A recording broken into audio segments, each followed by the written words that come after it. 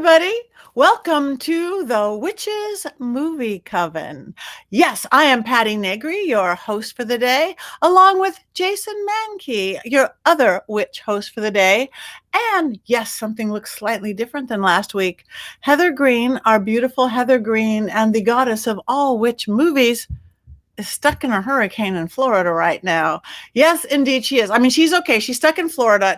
She hasn't gotten whooped up and house landed on her yet or anything, but she won't be with us. But instead, we have a very, very special treat. We have fellow witch Courtney Buckley, all the way from the Salem area. Hi, Courtney. Thank you for jumping in. Thanks for having me. It's an honor and a pleasure, and I'm very excited. I love this movie. I love this show, and I love you guys, so I'm very excited. And we're thrilled to have you. I want to say hi to Matthew, his favorite people. Yes, because we brought Courtney in, and to Mandy. Hi, Mandy, one of my ghost sisters. Okay, so Jason, why don't you start this week? Our main movie that we're going to talk about is The Witch. It's a spooky one. So, yeah, it's weird to talk about these movies with Heather not being here. And I was hoping she would do live weather reports for us, but that didn't happen. So, The Witch, subtitled A New England Folktale, is a very different sort of horror movie. And it really just focuses on one family who are kind of ostracized from their Puritan town that they live in, and they go deep into the wilderness to live by themselves. And while they are there, mysterious things begin to happen. Also, while they're there, their goat, Black Phillip, begins acting a little strangely, not always in the nicest way. There are different ways to interpret what happens in The Witch. It could be all psychological in the mind of Tamsin, which is the young woman who is sort of the main protagonist of the film. Or it could be, seriously, that there are witches living in the wilderness in the late 17th century in the United States. One of the things I love the most about this movie is that some of the dialogue comes straight from witch trials of the era and from letters written about the witch trials of the era and some courtroom testimony, which makes it unlike any witch movie or horror movie ever produced before.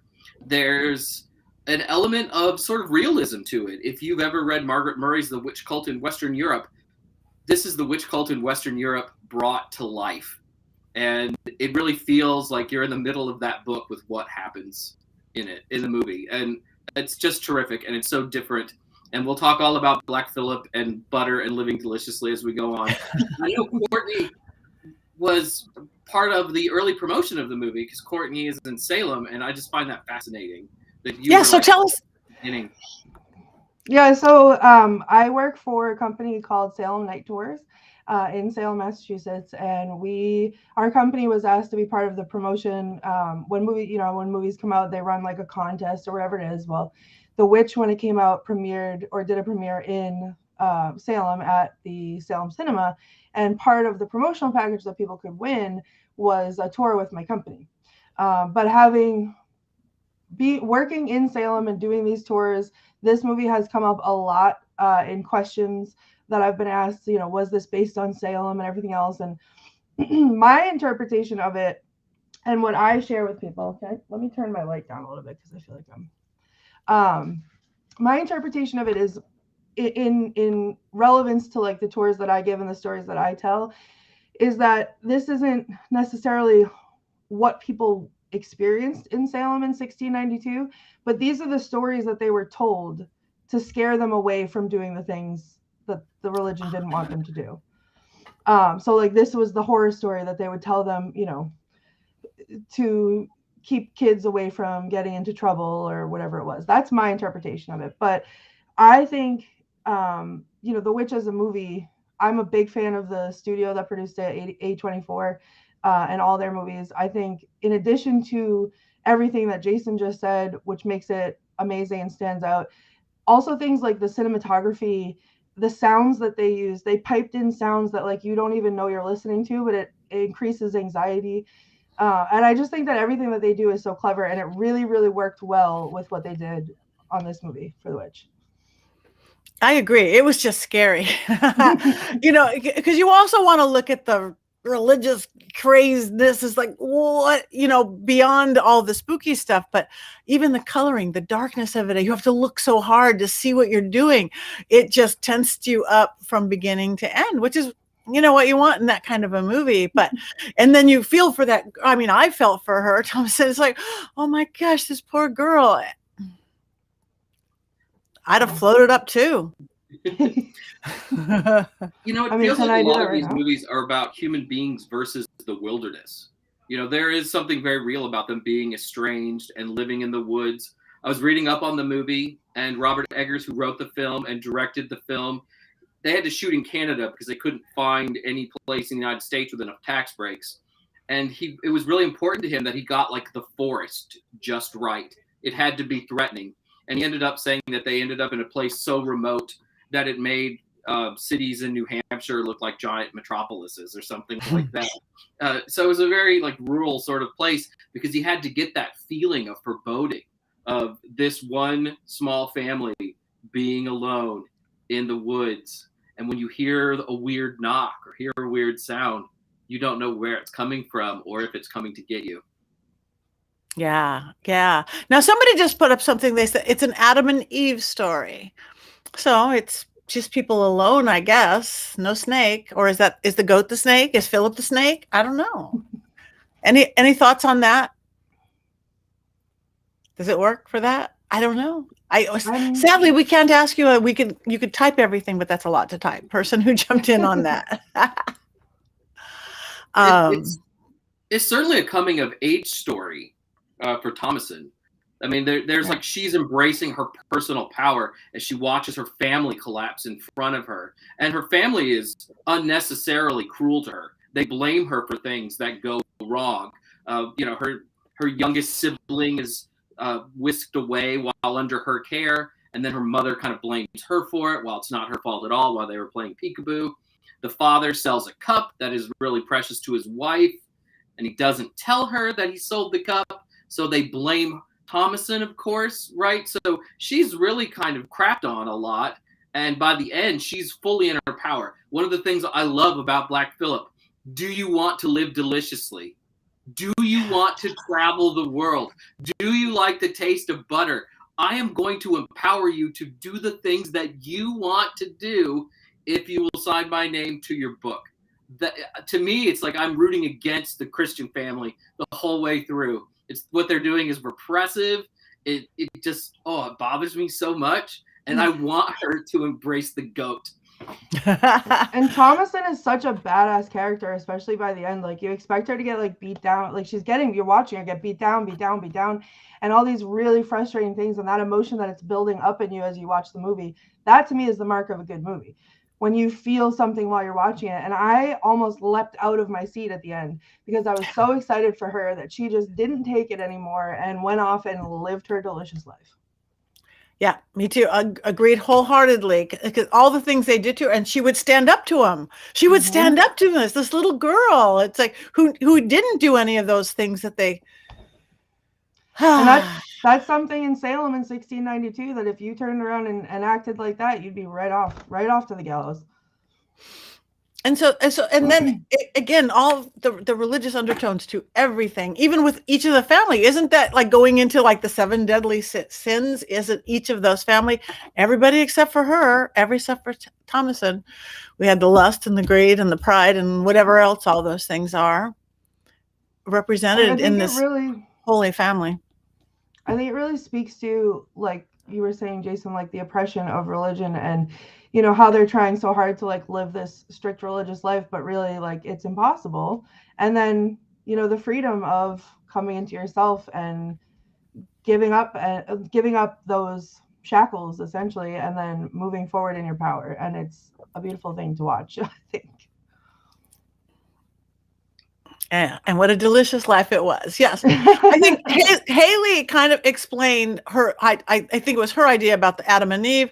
The whole thing is about religion, yes, where Puritans are controlled by God and the family was tempted, except the mother. They were banished like Adam and Eve because the father gave in to sin. But sin. But didn't they all give in to sin? Didn't they all? And did the mother not? Or was her lack of faith considered a sin in religious circles. I don't know. I would say like her blame of everything on Thomasin doesn't speak well of her. I mean, Thomasin's really the only virtuous character the whole way through. She basically cares about everybody until there's a point where she's just too pushed to, to give a damn, especially about her dad anymore. And even her mother to some degree, right? But she's the one with the strength. She's the one always trying to do the right thing. She's the one looking out for the kids, I think, more than anybody else. And yeah, and then the rest of them, you think about it, like, her little brother is, staring at her chest at one point. The father is lying. The mother, I find, there's so many flaws I find with the mother, just the way she handles her children and stuff. And then there's Thomasin, a rock finding herself. Yeah. I think it's an excellent, portrayal of the quote that people misquote from the Bible, the blood of the or they say, blood is thicker than water, but it's really the blood of the covenant is thicker than the water of the womb. And her family treats her the way her family does. And then along comes Black Phillip, promising her this life of freedom. And, I'm sure that that's somewhere she found a lot more acceptance than she did with her family. Yeah. Yeah. And I must say, I try not to look at it like from the producery side of things, but I think the casting was brilliant. And I don't usually even try to notice stuff like that, but just like the father's voice, just the sound of the timbre of his voice every time, it was almost a character in itself to me. And the little kids and her, how she stood up for himself. I thought kudos to how they cast it. I think that's a very important thing for A24 movies to pay attention to. I know what you're saying, but A24 puts so much into that, like all those little details, that's what makes their movies so great, in my opinion. So what are some of the other A24 movies? I'm not familiar with the production. Hereditary was one. Midsummer, which was incredible. Another one that had me jumping out of my chair at the end. They just came out with one. X and Pearl, The Lighthouse with was it William Dafoe and Robert Pattinson. They're just like subject matter you can take or leave, but the production value that goes into them makes them incredible. Did they do Sir Gawain in The Green Knight too? I think they did. I think that was I feel like which is another movie we have to talk about on this show at one point. And when you talk about the casting being on point, that was Anya Taylor-Joy's first film. And she's a huge movie star now. If you've watched the chess show on Netflix, oh gosh, what's the name of that show? She's The Queen's Gambit. Queen's Gambit. She's so good in that, right? Like her presence is magnetic. You can't take your eyes off of her. And there's so much attention to detail in that movie. I was reading something about how they were worried about her earlobes because you could see the piercing, like everybody has earrings, right? And they needed to cover that up because they wouldn't have had earrings back then. I mean, the Puritans thought belt buckles were ostentatious, let alone having a pair of earrings. There's that attention to detail that I really love. I think that's something that's in all of Eggers' films because, Midsummer is something we're going to have to talk about eventually too. And that movie's so amazing and weird. Please have me back on for that one. I have so many. Come on in, Courtney. Okay. We will. You're great. And we thank you for jumping in on this. This is great. And she knows the movie. Movies. Okay. Now that you're sitting there holding Black Phillip, let's talk about Black Phillip or goats in general and goats and witches and that connection. What is that connection, Jason? Hint, hint, nod, nod. Say no more. Say no more. It goes back a long way. I mean, it goes back to the early modern period, at least, the end of the Middle Ages, where we're dealing with witch trials. And animals that could be sort of domestic but not truly controlled are always a little suspect. And goats are like that. You can keep goats, but you can't really keep goats. They're stubborn. They have their own way of doing things. And then you've also kind of got the horns on top of the goat's head, which a lot of people have over the centuries have equated horns on top of heads to Satan. Most of us know better. But yeah, so the goat was always sort of a suspect animal. Speaking of Black Phillip, though, in the film, one of the coolest things in the movie And I'm not sure that most people even notice it, but when Thomasin says, Black Phillip, speak to me, she goes to see Black Phillip. And then he finally talks, which is like an amazing moment of itself, right? Like it's tingling. Like you just feel it and you're like, oh my God, this is happening. This is happening. And then he starts walking. If you look closely, first you see a hoof hit the ground. And then you see his feet hit the ground as human feet in black shoes. One of the representations of the devil, especially during that period of the witch trials, was always of a man who was well groomed, often wearing dark clothing. He didn't necessarily always have to look like an animal. So they went kind of both ways. They have the goat there, but then all of a sudden they also have the really well-dressed guy. It's just a moment that I love, and I had to talk about it because it's just so subtle. And then all of a sudden, Black Phillip rises in his full power. If this one ever turned into a human being in the middle of the night, though, I would probably crap my pants. But he'd be the cutest Black Phillip ever, though. Yeah. He's an awfully cute Black Phillip there. I must say, I'm going to have to go watch the end of that movie again. I don't remember the shoes to the feet, but it's so dark. It's like, I must have had a low screen on my screen. It's like, I don't remember that. I had to watch that movie a couple. Sorry, go ahead. Yeah. It's a small thing. And you know what? Like, I love that end of the movie so much that I could have just made it up. But I swear, I see the hoof, and then all of a sudden the hoof is walking. And it transforms into like a man in a shoe, and it's they don't really ever show the man in black. They don't ever show Black Phillip really once he transforms. He's just kind of this figure, this presence in the background, and kind of looming over everything. You feel that energy, and I think towards the end of the film too, when things really break down, when Black Phillip decides that he's really kind of tired of taking orders from the man of the house and that he's going to headbutt him, you can kind of like all of a sudden all these things come in to play, and you can kind of feel that presence all of a sudden in the film, that things are about to get real and the shit is about to hit the fan. Wow. Yeah. I'm sorry, I got way off of just talking No, about you didn't. No, this is great. You did not. No. And our producer Rob put up a really, which again, I'm going back to the makings of movies.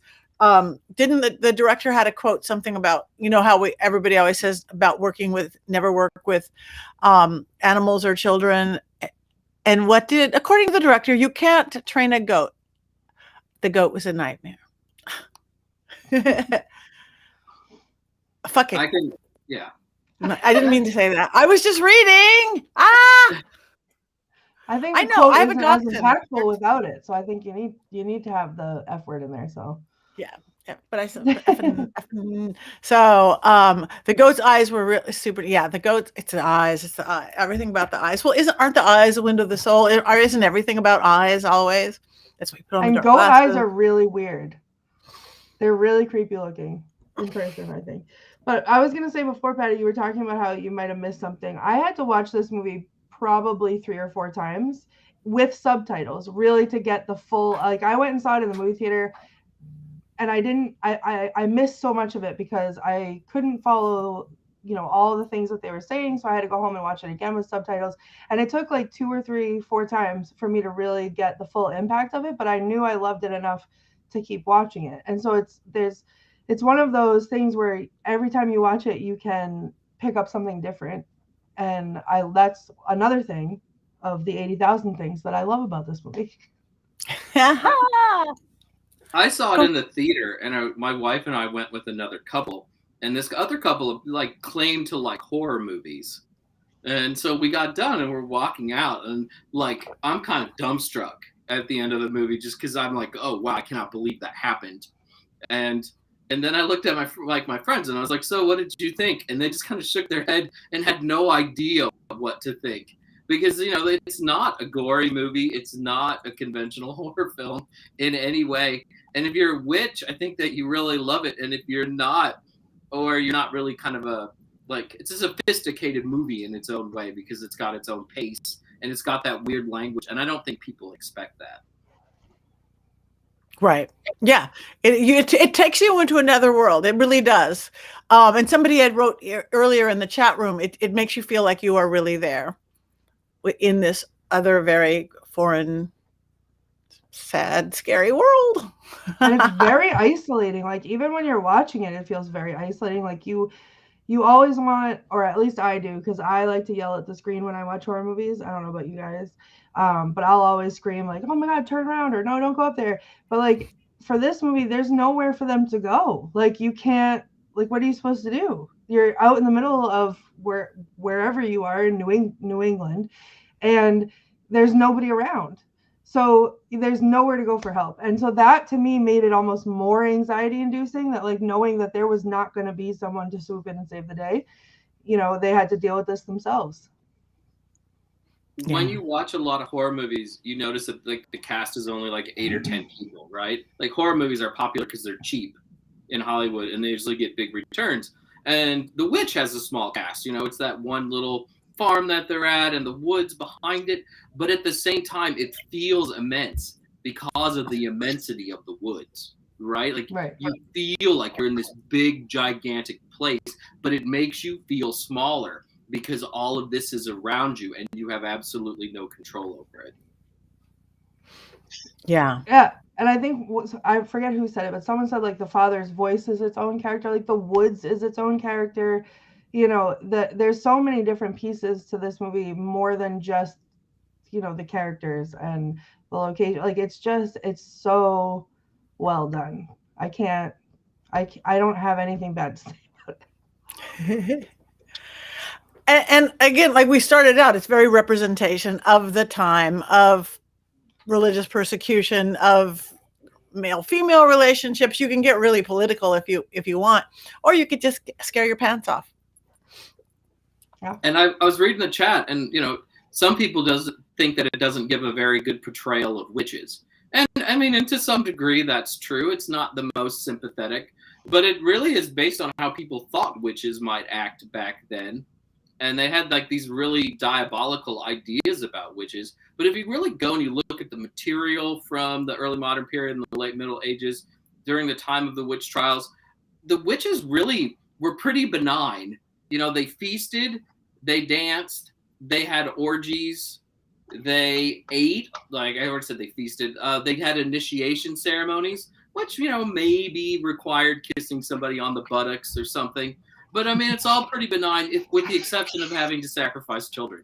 In some ways, being a witch was like the wish fulfillment of a time with food scarcity, when you weren't allowed to have fun, right? Like if you even thought about witches, or you drew pictures of witches or whatever, you could put yourself in a world that was more freeing. However, it was a world where, you were supposed to worship Satan. So there was a caveat.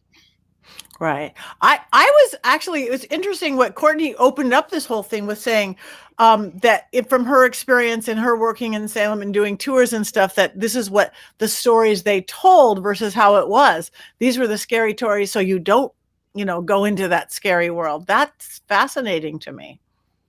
Well, if you look back at like what the Puritans were doing in that time, like they were getting up in the morning, doing their chores, walking to church, walking home from, like, sitting for church services, walking home, doing their nighttime chores and going to bed. And anything outside of that really was, like, we don't do that, and because that's not living the good Puritan life.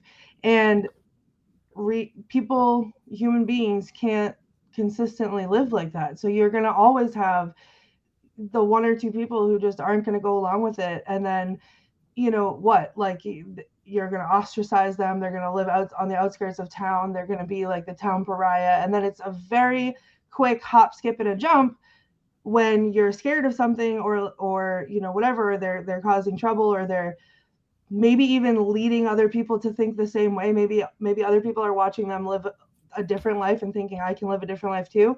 And it's a hop, skip, and a jump to calling them a witch, which was so feared because of this, that, then we get into mass hysteria, then we get into that whole thing. But it's like, to me, I can very easily see, the kids sitting around the fire at night before going to bed, and their parents warning them with a story like this to scare them away from even looking into living any other different life.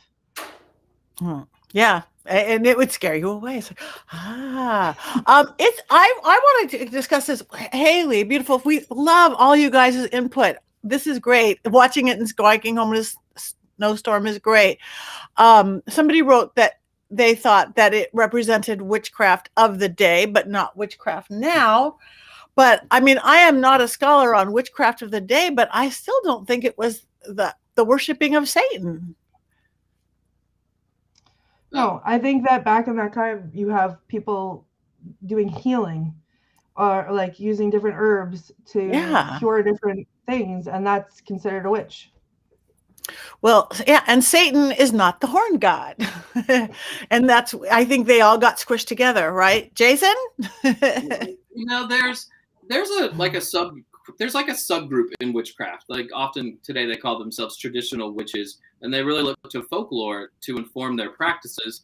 And one of the pieces in folklore that they're really interested these days is the folkloric devil from this particular period of time.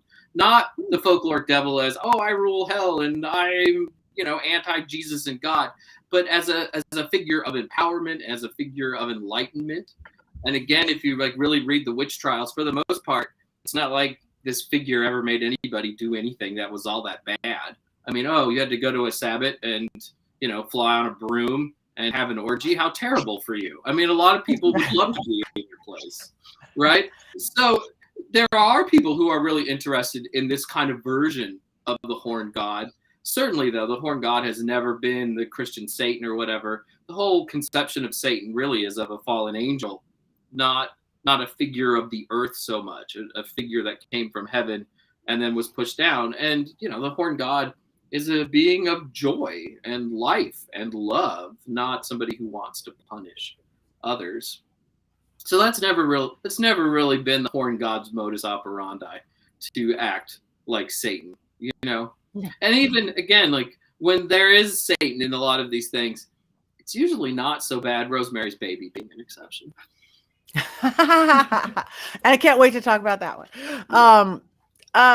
Yeah, but I guess that's just so again, maybe that's what the religious or the church wants people to think. Again, goats, horns, Satan, horn god, green man, all those, Pan.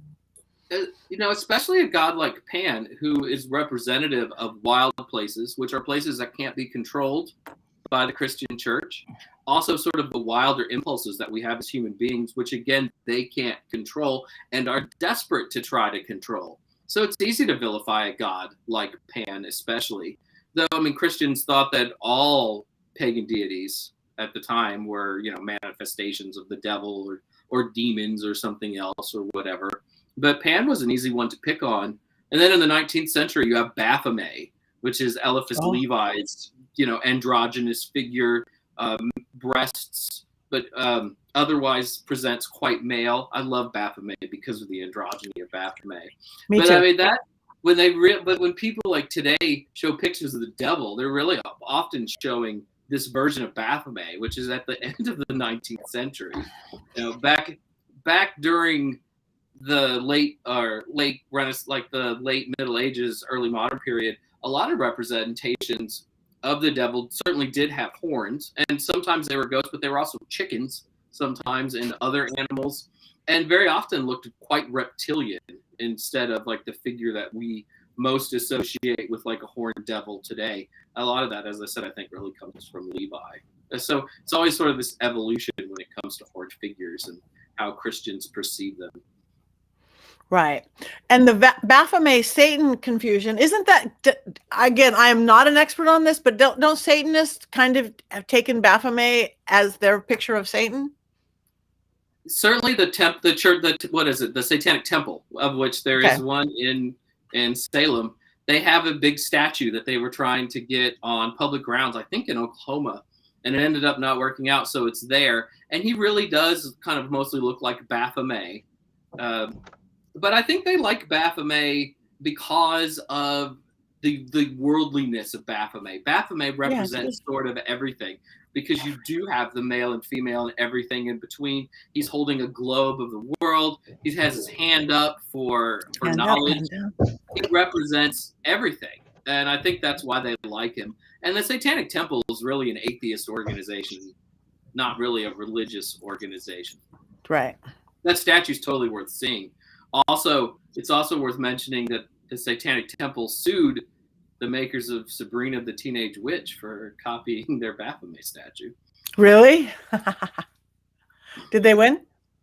I think that they did win, because it's pretty obvious that they were using that as their template. I mean, their version's a lot more stylized than the old Levi version from the 19th century.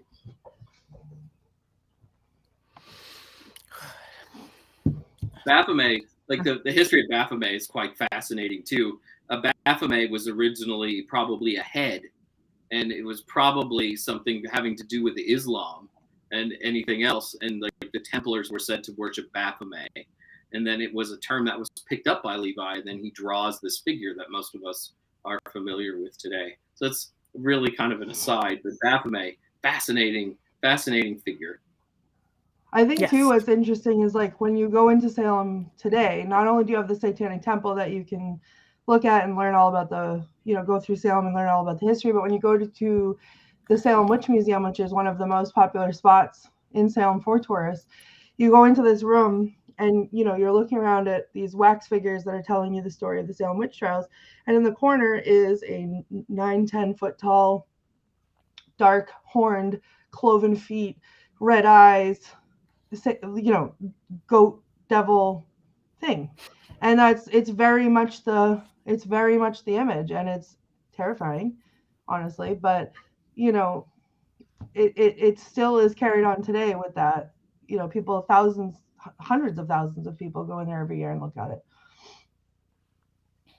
But at the end, where you're brought into like a smaller museum and there's like the little Wiccan thing at the end. I love that museum. It's so much fun. I was there just last year, and all my pictures are coming up on social media, and it makes me sad that I'm not there right now. I know. I'm sad I'm not there. The Vampire Ball is there this weekend. I'm not there because I'm doing another event. I'm doing in Orange County Paracon, but usually, and last year I was at the Vampire Ball, which is really fun. And somebody wrote there just they'd never been to Salem. Go to Salem. Oh, Sam, go to Salem. It's a beautiful, amazing, rich, full. It's a beautiful city. So right now it's a little crazy. Is it a little crazy there right now, Courtney? Oh boy, don't even get me started. It is. So for anyone thinking about coming to Salem, if you have to book accommodations a year in advance for October, we get on Indigenous Peoples Day weekend, we get upwards of 100,000 visitors, or we have in the past. This year looks like it's going to be a little bit crazier. And it's a small New England town. Like, I mean, it's a city technically, but we have cobblestone streets that were not designed like the streets of New York to handle bazillions of people, and yet bazillions of people come into the city. So it's definitely a great place. The vibe is great in October, but Salem is year round, and you can get the history year round, and you can enjoy the sights year round. But yeah, it is starting to get nuts. I'm exhausted, and it's not even October 1st yet. So she said, don't go in October, go all the other 11 months of the year, and then she'll give you a tour. Yeah, don't go this October, because that ship has sailed for anyone. But go next October, start planning this October. But there's not very many hotels there, because it is a little New England town, right? There's one big hotel, and that's it. I mean, there's a couple. There's been a couple of new ones that have cropped up right in downtown area within the past couple of years. But yeah, they give preference. Hotels in Salem give preference to people who are checking out for October this year. So when they check out, they'll ask them if they want to book again for the next season, for the next year. And then once all that's said and done on November 1st, usually is when they open their books up for everyone else.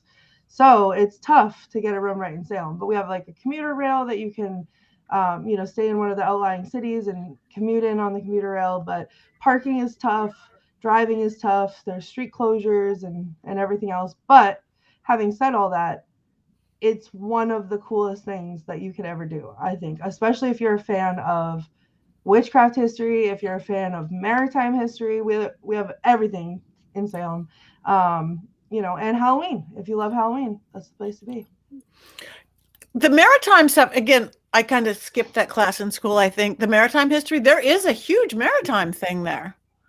There is. Don't ask me any questions about it because I don't like to learn about that. Why? Because I like to learn about the witch trials. So that's what I like to talk about. And I don't know. I'm not great with names and dates unless it has to do with the witch trials. So I do know that Salem was one of the first and foremost and largest trading seaports in the country when it was active. And the first elephant to ever be seen in the United States came through the port in Salem. Came from India. Really? And it was drunk. It was drunk when it got here. The elephant? The elephant was drunk. Because they ran out. They didn't know. They'd never taken care of an elephant, so they didn't have enough water on board. So they had to feed it the only thing that they had, which was ale. So the elephant arrived drunk. Drunken elephant.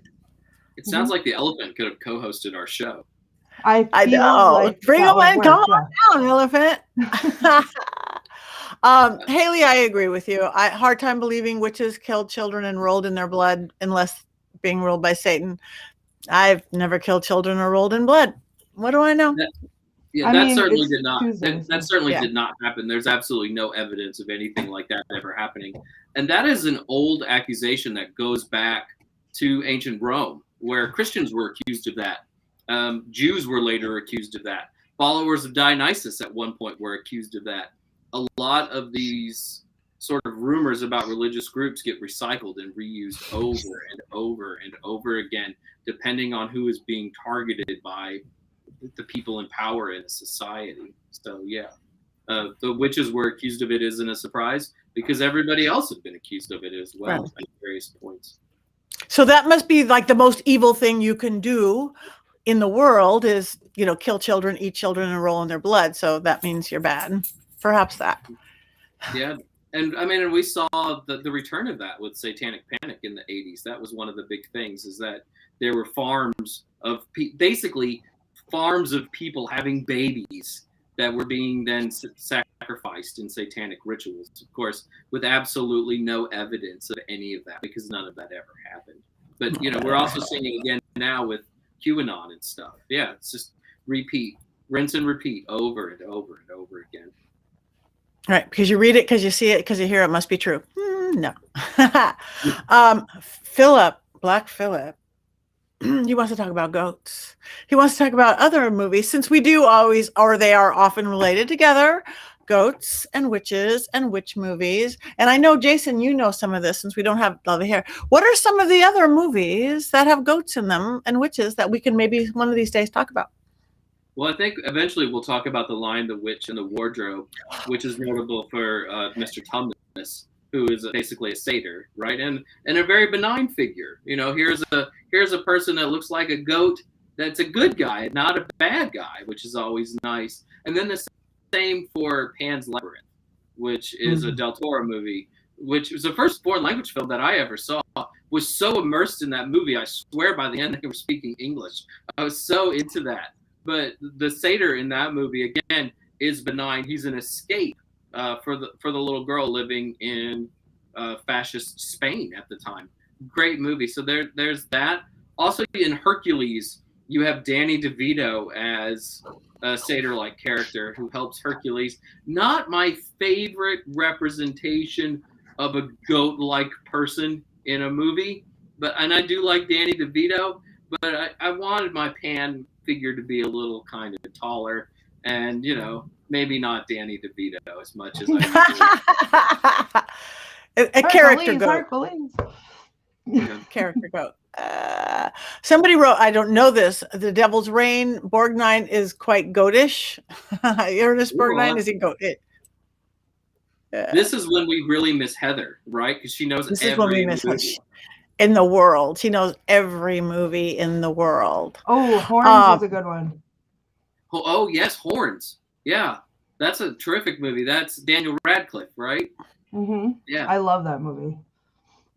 So that movie, I don't know if you guys know this, but Horns was written by Dan Hill, is that his name? Who is Stephen King's son. And I used to be a very avid reader. I still am, but I don't have a lot of time yet. but Dan Hill wrote one of the only books that scared me so bad that I still to this day, like a decade and a half later, have not been able to finish, which was Heart-Shaped Box. So I was expecting a lot of great things from Horns, and I loved it. And then he also wrote the short story that inspired the new movie that just came out, The Black Phone, which is hands down one of my favorite movies. Oh, sorry, that's my useless movie. No, good. That's what this is. This is the Witches Movie Coven. This is good. Go, Courtney. I have so many opinions about horror movies.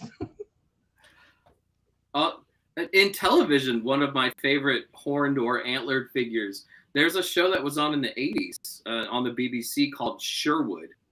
And Robin Hood's mentor in Sherwood is Herne the Hunter.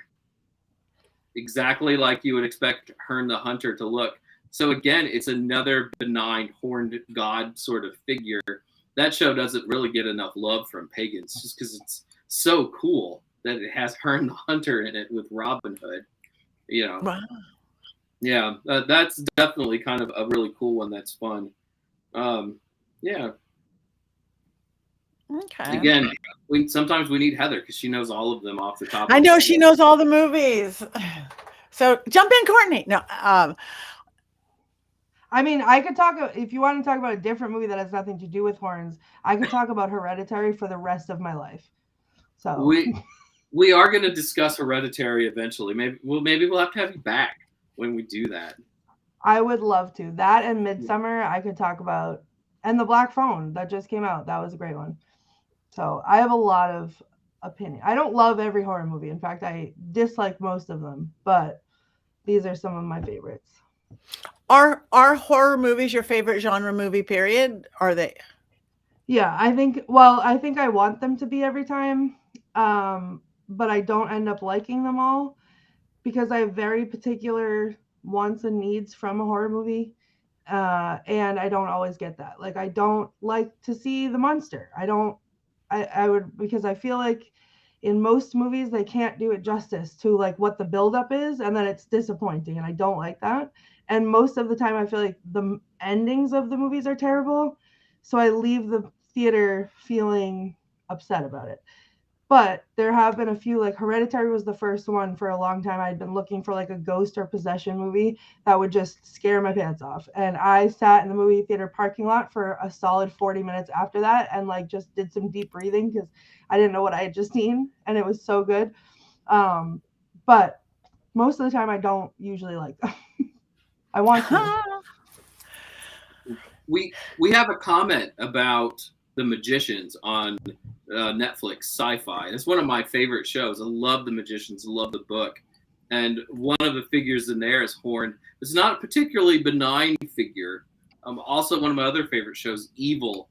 Like there's a figure there that has horns that's supposed to be demonic. And that it's kind of tough for somebody who loves the Horn God and loves Black Phillip quite a bit, to the point where I take this thing anywhere I go, even overseas. Sometimes I don't know how I feel about it. I kind of get mad that this is the trope that they want to use over and over again. But I also realize that for, the majority of probably society, when they see a horned figure, they assume that it's a negative, that it's an evil thing. And it kind of gives them a heads up. But to me, it's so positive.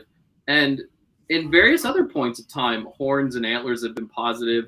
There's a statue of Moses with horns on it, for example. That's what I was just going to say. What I remember in early days, and I don't remember which culture, whatever, that it was a sign of wisdom, I think wisdom over holiness, wisdom. And there is a statue with Moses with horns.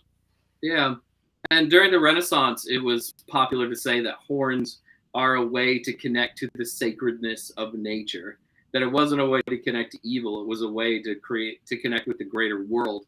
And, somewhere along the way, we kind of lost that, which is really sad. But witches are taking that back, which is one thing I really love about witches and witchcraft. Yeah, we are taking it back. I'm sorry. I just kept picturing you flying overseas with Philip, the Black Phillip, and he would make a really nice headrest. He does. He really makes a great headrest. I'm like, I've used him that way before. I took him to England this year, and we went to the Chalice Well together. And I took pictures of him like right up against the well, and I was terrified because, what if I drop my Black Phillip in a well? I took him thousands of miles across the world, and now he's dead. That would have been really sad. My wife's like, "Don't get him too close. Don't get him too close." Like, she's invested in now too. But yeah, he's really fun to take places. And yes, he makes a great pillow. He's really useful that way. Yeah, I just saw him on a plane because I could use that. There you go. So we all need a Black Phillip, I guess. Would you like to sleep deliciously? Yeah. Oh. Butter? Sorry, Black Phillip. Yeah. You have a fan there, Kiara. Love seeing Black Phillip in your travel photo. So do you make sure you get pictures with Black Phillip when you travel? Almost always. Sometimes it might just be a picture of him at a hotel bar. He has a serious drinking problem. Sometimes it just might be a picture of him looking out a hotel window or something. But I take him around. There's like a couple of pictures in Salem with Black Phillip. I don't want to take him anywhere where I think it would be, kind of, I guess, how do I want to put it? Insensitive. Like, I'm not going to take him to the Witch Memorial and take a picture of my plushie there. But, like at the Bewitched statue, oh yeah, there's a picture of him on her head somewhere floating around on Instagram. So. To be fair, I feel like people have done a lot worse things in the Witch Memorial than take a picture of their plushie. So, yeah, that's true. That's true. But to me, that's such a sacred spot. I think when I was there, it was just right at sunset, and there's just so much power that all those people died needlessly, and they were accused of being witches, and it's just sad. I feel like though, like the one that's downtown, that's next to the cemetery, always has felt odd to me because we don't know where any of them are, most of them at least, are buried. So there's none of the victims are buried there, but their memorial is right next to one of the judges that killed them. And then so to me it's just a weird spot. But if you go to within the past few years, Proctor's Ledge, which has been now collectively decided that's exactly the spot where the executions took place, and you go to the memorial that they built there, you can stand there and almost see just the horror of it all. So that spot to me feels way more sacred than the one that's downtown, because the one that's downtown was just thrown in there. And I don't think that, they did a lot of thought. They did put a lot of thought into like what they put in there. But to me, giving a tour, standing in a place where I'm talking about the victims of the trials, and then I can just point to the judge's grave, like that doesn't feel great to me. I did see, I'm going to get off topic for a second, but Haley, I think, talked about the Fainting Goat Island Inn, which is saying that we should visit the Fainting Goat Island Inn, and which I did on an episode of Scared and Alone. But I went outside and visited the goats there. And Haley, I would just like you to know that I did whisper to them, or not whisper, but excitedly squeal to them, "Wouldst thou like to live deliciously?" while they were eating Fruit Loops out of my hand. So I love that. Though. Fruit Loops are good. They were living their best delicious life in that moment. Who doesn't like Fruit Loops? That is good. This broadcast brought to you by the fine people at Kellogg's. Yeah. Speaking of ghosts, our producer Rob has jumped in, and didn't one of the ghosts of Christmas past have horns? I don't know. I don't think so. However, the ghost of Christmas present to me always reminds me of Dionysus. The way that he acts, like the joy that seems to be on his face, but also tinged with a little bit of, you better watch what you're doing, because if you don't, I'm going to come and get you. It's very Dionysian. The ghost of Christmas past kind of looked like a candle, and it's often depicted as a young girl. I have a big thing. If anybody knows me, they know how much I love Yule. I've been on Patty's show for just to talk about Yule. So yes. I'm very much obsessed with that book. Good. Okay, and going back now, jumping back about John Proctor, didn't we all meet you first, Courtney, at the John Proctor house with the Scared and Alone, right? Or you met somebody that put us all together somewhere. Tell us about that. So I met the owners of the John Proctor house very serendipitously. I was both doing tours and being a tour manager. And on this particular evening, I had somebody else scheduled to do the tour. They called out last minute. I was mad and I had to go into work. And I live about an hour away, so that was not what I had on my agenda for the evening. So I went in and I was, I didn't want to go and I was feeling down. And then I started the tour and I got excited and whatever. I had been watching the sale of this house because I was aggressively trying to win the lottery so that I could buy it because I've loved it since I was a kid. And I saw that a couple from California had bought it, and I had done some light stalking of them online to try to see what, they were going to do with it. And I took out my tour. I was having a great time. And then this couple at the end said to me, what can you tell us about John Proctor? And I said, oh, are you a descendant of his? Because that's something that I get on tours a lot. And they said, no, we just bought his house. And I fangirled so hard, I thought that they were going to go running. And it turns out that they had tickets for a different tour that night. And they happened to walk by and think, oh, this time is different. Like, let's do this time instead, and booked on my tour. So neither of us were supposed to be in that place at that time. And it just somehow happened that we were. And I fully believe that was for a reason, because we're now very close friends. And, I've been working with them, building the tour for their house and all that fun stuff. So when the opportunity came up last year about this time to do National Ghost Hunting Day, a live investigation at the Proctor house, the owners didn't want to go ghost hunting, but they were like, oh, I know someone who does. And that was me. then we just, that was that. The dark basement, one of the two basements in the Proctor house. Wow. And National Ghost Hunting Days, for those who don't know, it was this past weekend. Yep. It was this past weekend. I did it last year at the place I was this year at the Wheeler Revival House in Orange, Massachusetts. So I was down the street. We couldn't do that many things at once between all the Hecate stuff we were doing and everything else. Last year was a bit of a 3-ring circus trying to have a ghost hunt, a spiritual experience, and a Paraflix Live. But everybody met you, and we met you, and you became the perfect ghost bait for Scared and Alone, because you have the perfect scared face. And for those people who don't know what Scared and Alone is, Courtney, what is Scared and Alone? Well, that is what I wanted to be when I grew up, which is ghost bait. It is a live 2-hour investigation where I get, or someone who is being ghost bait, usually me, that gets put into a haunted location completely alone, with just my camera and my selfie stick and my, whatever, K2 meter and flashlight. And I have a panel of amazing para-celebrities like yourself, Patty, who's been there, who help guide me along the investigation, as well as the most important part, which is the people who are watching along and chatting along, who can help as well. Tell me, go in that scary spot. Don't, you got to be ghost bait. So it's so much fun. It's so terrifying.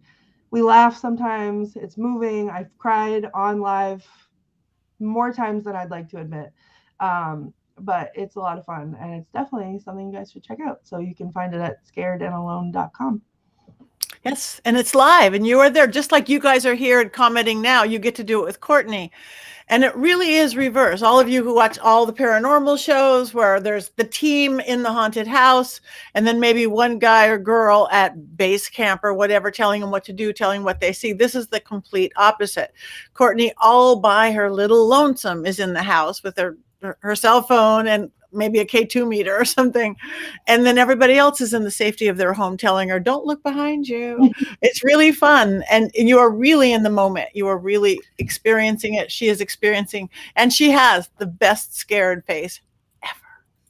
Patty, that's why the scary movies don't scare me enough, because I live my life in a scary movie when I do these things. And the movies they don't do it better than the real ghosts do it. So I'm waiting for the movie that does. Okay.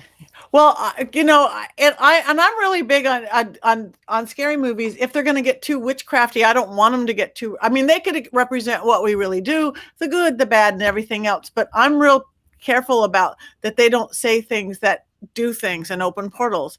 That one film that was written kind of about experience I had. My catch on fire experience, I'm like, oh, you can't write that. And the writer's like, but you said that. I go, I know I said that, but that does a thing.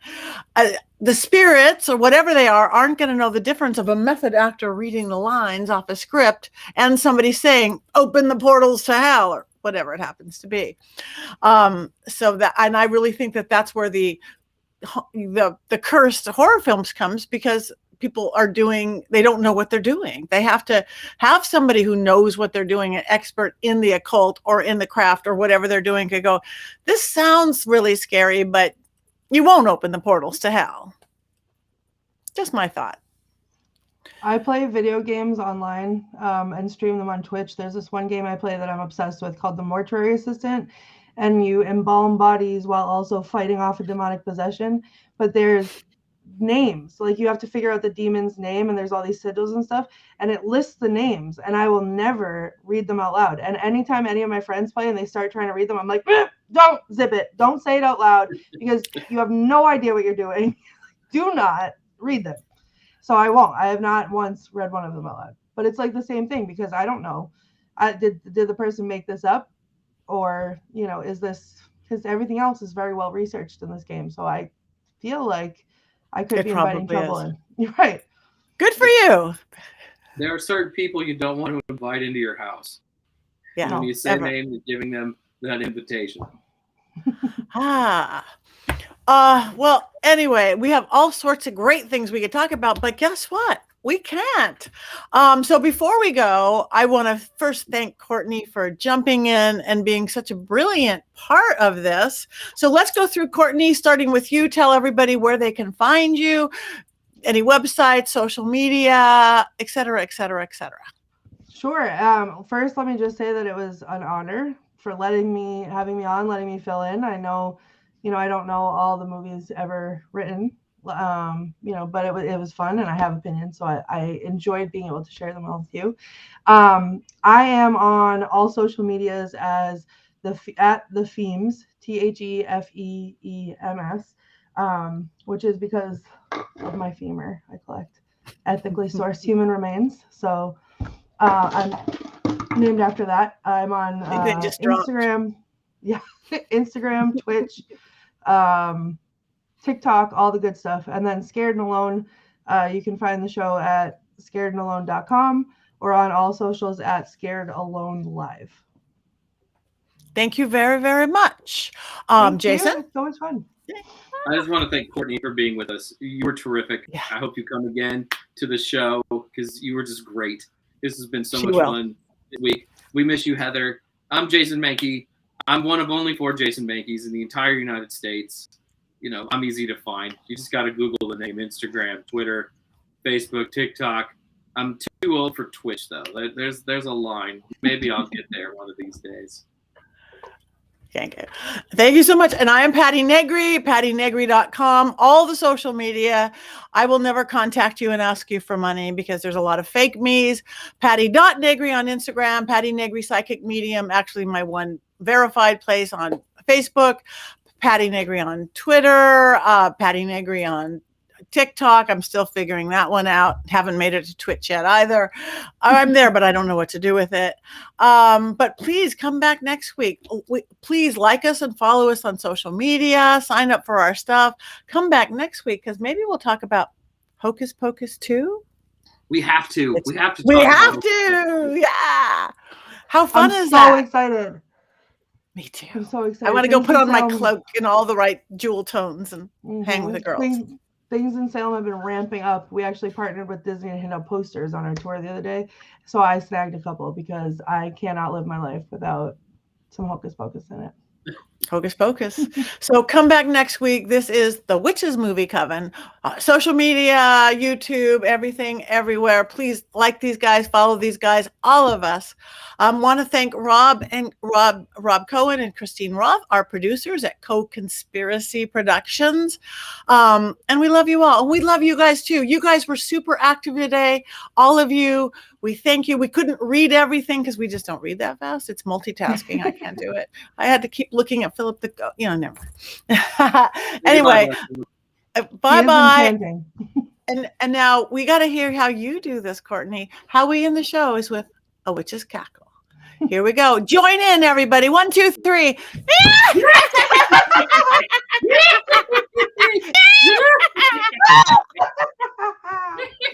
That's the Witches Movie Coven. That was fun.